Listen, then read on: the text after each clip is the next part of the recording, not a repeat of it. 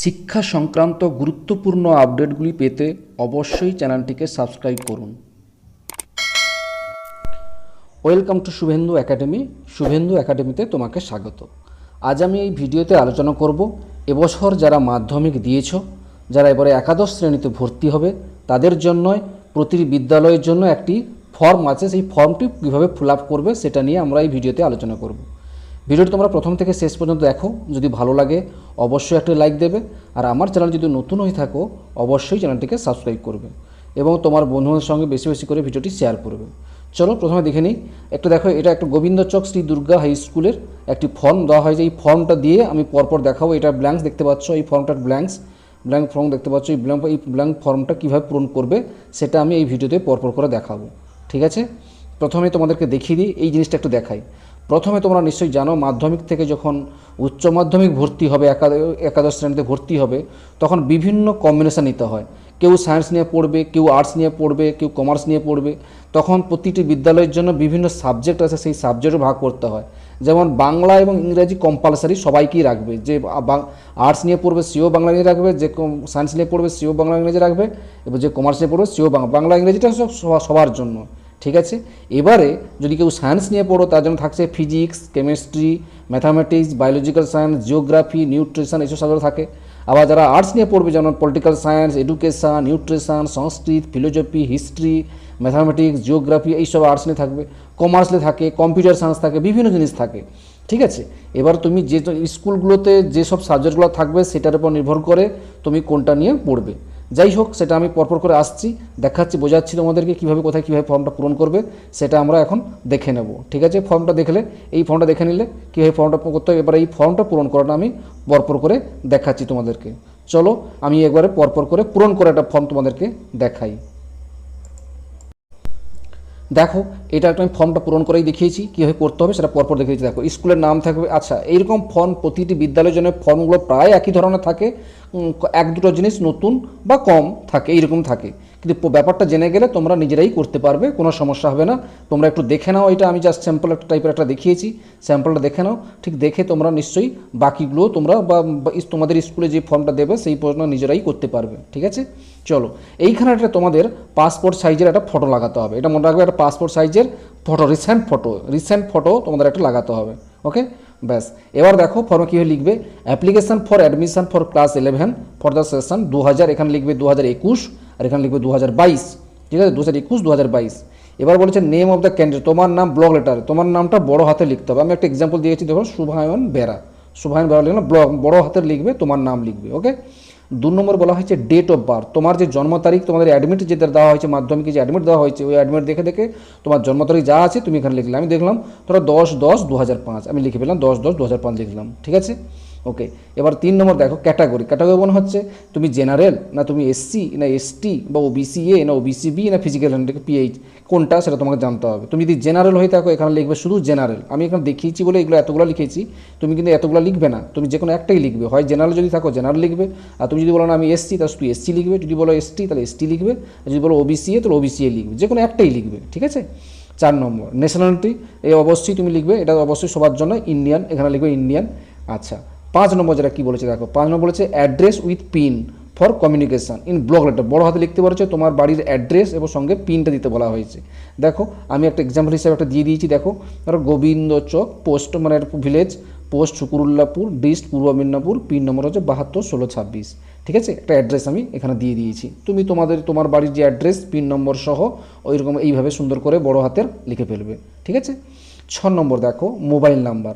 এবার তোমার বাড়ির যেটা পার্মানেন্ট মোবাইল নাম্বার সেই নাম্বারটা তুমি এখানে দেবে। বারবার বলছি, তোমার বাড়ির যে মোবাইল নাম্বার এটা কিন্তু খুব গুরুত্বপূর্ণ। বারবার বল, মোবাইলটা এই নাম্বারটা কোনোভাবে চেঞ্জ করবে না। তোমরা নিশ্চয়ই জানো, বাংলার শিক্ষা পোর্টাল যে আছে, বাংলা শিক্ষা পোর্টালে যে নাম্বারটা দেওয়া থাকে সেই নাম্বারে স্কুলের বিভিন্ন কাজকর্মের জন্য বা বিভিন্ন এতের জন্যই ওই নাম্বারটা খুব গুরুত্বপূর্ণ। এই জন্য বলবো, তোমার যে মোবাইল নাম্বারটা অবশ্যই পার্মানেন্ট মোবাইল নাম্বারটা দেবে, যেটা দিয়ে তোমার সঙ্গে সবসময় যোগাযোগ করা যায়, কোনো অসুবিধা হলে তোমার সঙ্গে যোগাযোগ করতে পারে। এই জন্য মোবাইল নাম্বারটা পার্মানেন্টলি দেবে, ঠিক আছে।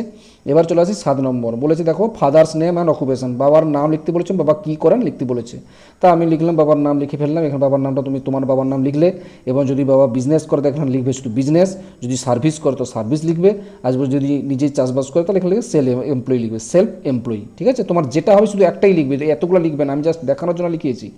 বাবা যদি বিজনেস করতে বিজনেস লিখবে, যদি বলে বাবা সার্ভিস করতে সার্ভিস লিখবে, আর যদি বলে কিছু মানে ঘরেই কাজকর্ম করে সেলফ এমপ্লয়ি, তাহলে এখানে লিখে দেবে সেলফ এমপ্লয়ি। ঠিক আছে, ব্যাস। এবার 8 নম্বর বলছে দেখো মাদার নেম আর অকুপেশন, তোমার মায়ের নাম এবং তোমার মা কী করেন সেটা লিখতে বলা হয়েছে। তাহলে তোমার নাম মায়ের নাম এখানে লিখে, তোমার মায়ের নামটা তুমি বড় হাতে সব সুন্দর করে লিখে ফেললে।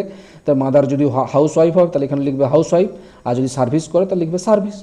যেটা হবে সেটা তুমি ম্যাক্সিমামই হাউস ওয়াইফ হও, তুমি হাউস ওয়াইফই লিখবে, আর যদি সার্ভিস যদি চাকরি বাকরি করে তাহলে এখানে লিখবে শুধু সার্ভিস, যে কোনো একটাই লিখবে, যেটা হয় সেটাই লিখবে। ওকে, আচ্ছা। 9 নম্বর গার্ডিয়ানস নেম, গার্ডিয়ানস মানে তো বাবার নাম। অনেক সময় দেখা যায় তো হয় বাবার নাম তো সবসময়ই হয় গার্ডিয়ান তোমাদের হবেই, বাবা মা থাকলে অবশ্যই গার্ডিয়ান বাবাই হবে। অনেক সময় দেখা যায় তুমি মামা বাড়িতে থেকে পড়াশোনা করছো, তখন তোমার গার্ডিয়ান আলাদা হবে। এই জন্য বলবো যে তোমার গার্ডিয়ান যাই হবে তাই লিখবে। এখানে আমি ইন জেনারেল সবারই গার্ডিয়ান বাবার নাম হয়, তাই এখানে বাবার নামটাই লিখবে। ঠিক আছে, এটা বাবার নাম বড় হাতে লিখে ফেললে। এবারে 3 নম্বর হচ্ছে রিলেশনশিপ উইথ ক্যান্ডিডেট। এবার তাদের সঙ্গে এই গার্ডিয়ানের সঙ্গে তোমার রিলেশনটা কী বলেছে না, নিশ্চয়ই তুমি বাবা হবে, তাহলে এখানে বাবা ফাদার্স লিখবে, ফাদার্স। ঠিক আছে, ফাদার্স লিখলে।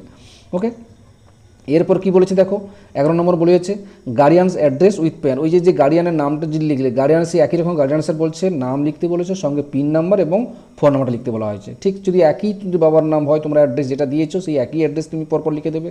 আর যদি তোমার গার্ডিয়ান আলাদা কেউ হয় তাহলে সেই আলাদা তার ঠিকানা, পিন নাম্বার এবং সঙ্গে ফোন নাম্বারটাও দিয়ে দেবে।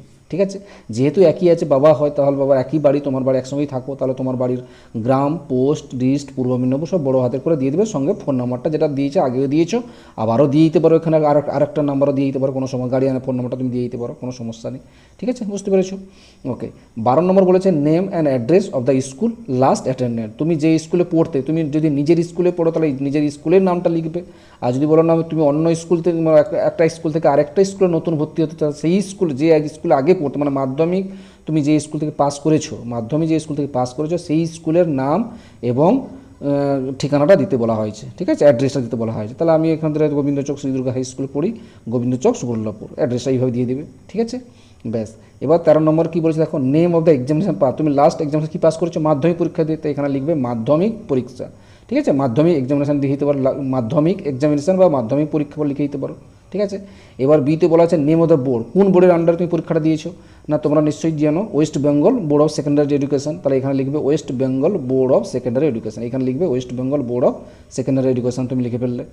এবার বলেছে ইয়ার অফ পাসিং, তুমি এই সালেই পাস করেছো, তাহলে এখানে লিখবে 2021, এই ইয়ারে পাস করেছো যেহেতু 2021 লিখবে। এবার তোমার যে অ্যাডমিট কার্ড যেটা পেয়েছো হাতে, তাহলে সেখানে রোল নাম্বার লেখা আছে, রোল লিখবে, এখানে এদিকে নম্বর লিখবে, অ্যাডমিট কার্ড দেখে যা আছে তুমি এখানে লিখে ফেললে। ঠিক আছে, বুঝতে পেরেছো?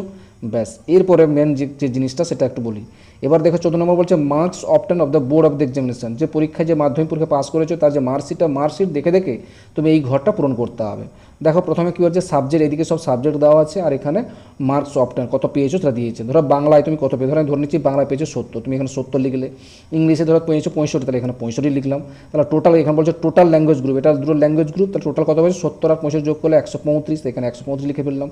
ঠিক আছে, এবার তারপর হচ্ছে ম্যাথ, গণিতে কত পেয়েছো 70, ফিজিক্সে ধরো পেয়েছো 80, লাইফ সায়েন্সে পেয়েছো 70।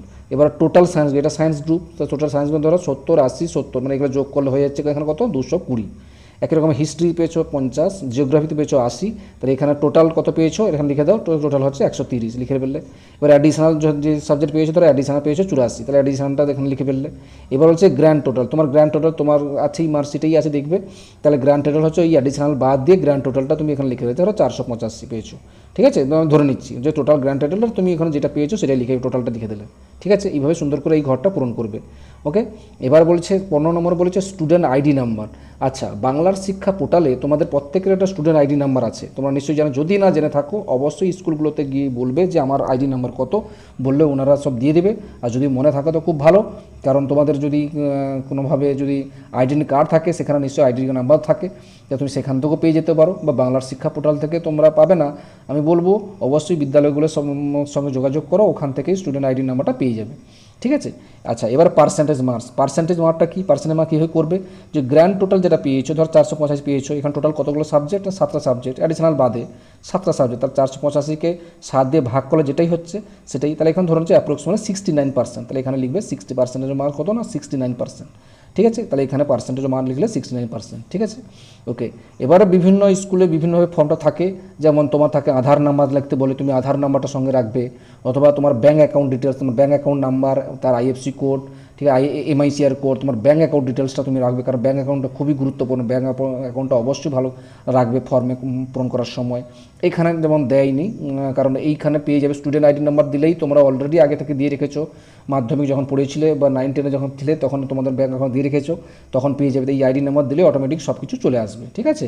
ওকে, এবার চলে যাচ্ছি যেটা মেন যে জিনিসটা বলেছিলাম তোমাদেরকে, 16 নম্বর সাবজেক্ট পেপার।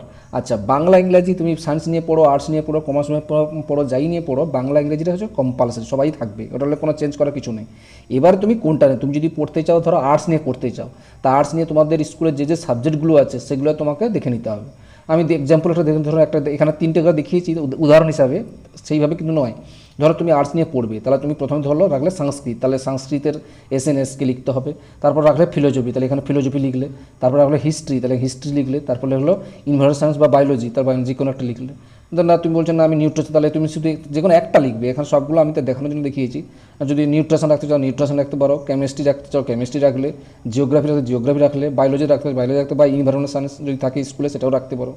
আর কেউ যদি সায়েন্স নিয়ে পড়বে বলো, তাহলে ফিজিক্স রাখবে, প্রথমে ফিজিক্স, তারপরে কেমিস্ট্রি, ঠিক আছে, তারপরে ম্যাথ, তারপরে বায়োলজি, এইভাবে রাখবে পরপর করে, তোমার 4টা সাবজেক্ট এইভাবে রাখবে। বাংলা ইংরেজি লেখার দরকার নেই। এবার তোমাদের স্কুলের যে কীভাবে ফর্মটা করেছে সেটা তুমি দেখে নেবে, ঠিক আছে, যেভাবে করেছে সেটা তুমি সেইভাবে দেখে নেবে, দেখে নিয়ে কাজটা করবে, ঠিক আছে। এই ফর্মটাকে এটা কিন্তু খেয়াল করে নেবে, তুমি কোন কোন সাবজেক্ট রাখছো, সেই সাবজেক্টগুলোই শুধু লাগবে, বাংলা ইংরেজিটা লেখার দরকার নেই। যদি তোমার স্কুলের ফর্মে কিন্তু বাংলা ইংরেজি লেখা থাকে, তো অবশ্যই প্রথমে তাহলে 6টা সাবজেক্ট থাকবে, তাহলে প্রথমে বাংলা, তারপর ইংরেজি, তারপর বাকি পরপর যে সাবজেক্ট রাখবে।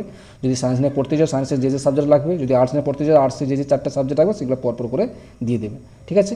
এইভাবে সুন্দর করে এই ফর্মটি সুন্দর করে পূরণ করবে, ঠিক আছে। তারপর সিগনেচার, তো গার্ডিয়ানের সিগনেচার করবে, এখানে গার্ডিয়ানের সিগনেচার এবং ডেট, তোমার গার্ডিয়ানের সিগনেচার দেবে এবং তার ডেটটা বসিয়ে দেবে।